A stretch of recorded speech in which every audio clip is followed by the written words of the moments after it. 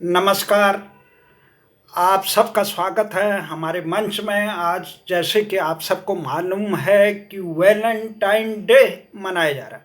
अब Valentine day संसार में ईसाई धर्म के लोग मनाते हैं और वो अपने संत एक पादरी के शहादत के नाम पर ये मनाते हैं। पश्चिमी जगत में इसे एक दूसरे से प्यार का इजहार, खासकर प्रेम के रूप में मनाया जाता है। इसको अभी भारत आदि देशों में स्वीकार किया जा रहा है और उसका भारी विरोध भी किया जा रहा है।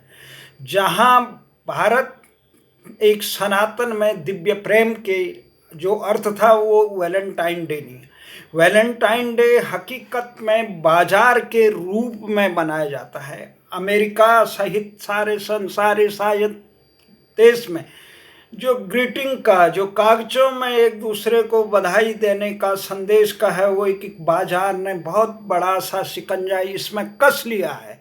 शिकंजा इस प्रकार से कस लिया है कि क्रिसमस के बाद जो पश्चिमी देशों में संसार की 1/3 जनसंख्या जो ईसाईयत को प्रतिनिधित्व करती है, उसका प्रतिनिधित्व करती है, उसमें सबसे बड़ा प्रचलन ग्रीटिंग का है। और ग्रीटिंग में भी क्या है, कागज का एक टुकड़ा एक दूसरे को देना, एक कार्ड और वो बाजार विषय है।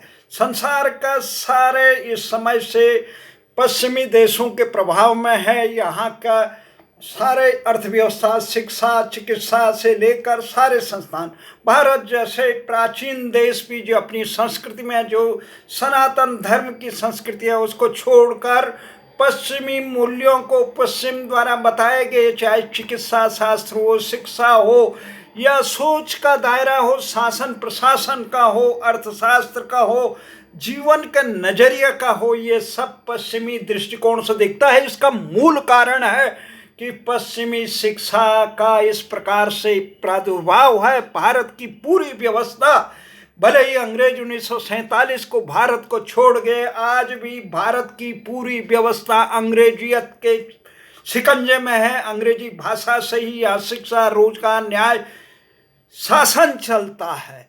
इसका कारण एक प्रकार से भारत अभी भी जो गुलाम बना है, उसकी नींव 1835 में ब्रिटिश एजुकेशन एक्ट से की गई है कि देश में शिक्षा का माध्यम केवल शासन और न्याय का माध्यम अंग्रेजी होगा। तो ये आज वैलेंटाइन डे एक बाजार दिवस है। बाजार दिवस से क्या है कि सारा संसार में कोई मानवीय भावनाएं खत्म है। ये एक प्रकार से वासना के रूप में जो पश्चिमी देश जीवन के मूल्यों को नहीं जानते हैं अभी तक, पहले ही नहीं अभी तक, वो केवल इंसान को ही और वो ईसाईयत को ही सर्वश्रेष्ठ मानते हैं। वो ये नहीं सोचते हैं कि संसार में प्रभु ने जो सारा ये सृष्टि बनाई है, इसमें करोड़ों करोड़ों जीव जंतु बनाए हैं, उनके लिए भी वो सृष्टि, ये दुनिया उतनी ही है जितने हमारा है। इस दुनिया में उनका भी उतना हक है जितना हमारा है।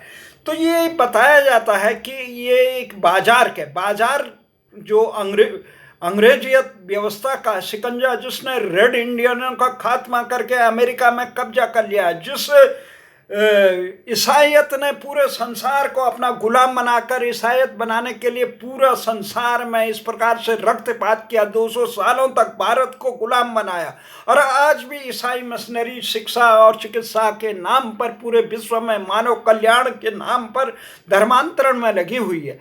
ये एक प्रकार से द्वंद्व चलता है सारे धर्मों के अंदर। ईसाईयत और मुस्लिम समुदाय में इस प्रकार का वर्चस्व का जंग चल रहा है और इसमें पिसे जा रहे हैं भारतीय सनातन धर्म सहित अन्य छोटे धर्म जो जिनका वजूद कुछ एक देशों में ही विद्यमान है। अब ये हुआ उनके प्रभाव में पूरे संसार की पूरी व्यवस्था ईसाईयत द्वारा संचालित की जाते हैं। इसलिए ईसाईयत के मूल्यों को ही, उनके सोच को ही अन्य धर्म के लोग सर्वश्रेष्ठ मानते हैं।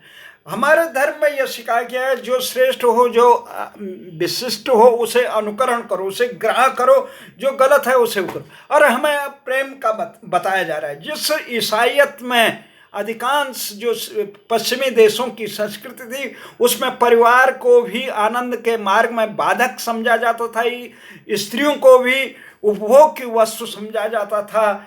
ये ऐसा नहीं कहता यत्र पूजन नारी पूजनते तत्र रमनते देवता, इस प्रकार का न था। बड़ी मुश्किल से महिलाओं को भी मतदान का अधिकार कुछ ही दशक पहले अमेरिका और अन्य देशों में हुआ।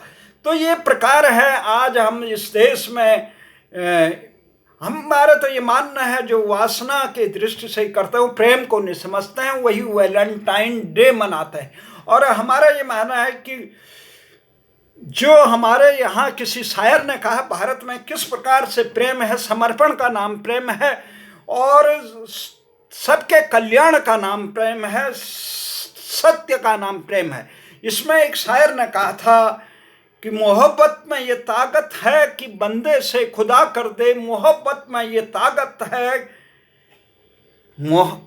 बंदे से खुदा कर दे। किस प्रकार खुदा कर दे? तो ये कहा गया है मोहब्बत में लाजिम है जो कुछ है फिदा कर दे, जो समर्पण कर दे।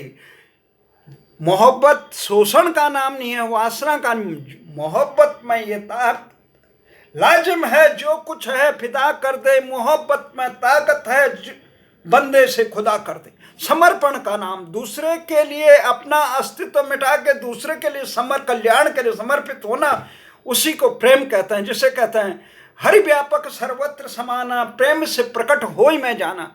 जब तत्वमसि हो जाता है दिव्य में, प्रभु में प्रेम, जड़ चेतन में प्रेम, वासुदेव सर्वम का प्रेम।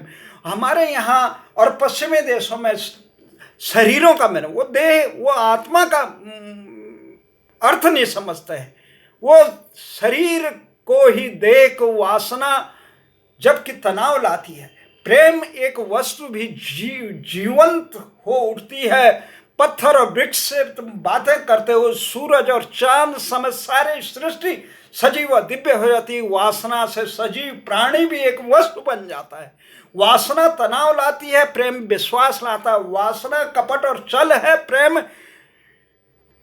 विनोदिता लीला है। वासना एक अंग का केंद्रित होती है, प्रेम पूरे अस्तित्व पर। वासना तुम झपटना चाहते हो, कब्जा करना चाहते हो, प्रेम में तुम देना चाहते हो, समर्पण चाहते हो। वासना में प्रयत्न है, प्रेम प्रयत्नहीन है। वासना हिंसा लाती है, प्रेम बलिदान लाता है। वासना में मांग है, प्रेम में अधिकार है। वासना तुम्हें दुविधा देती है, प्रेम तुम्हें केंद्रित आनंद देता है। तो ये प्रेम कहते हैं। तो ये महान जो प्रेम है वो प्रभु की एक अंतिम एक आरती है, एक पूजा है। और उस प्रेम को पश्चिमी जगत नहीं समझेगा, भारतीय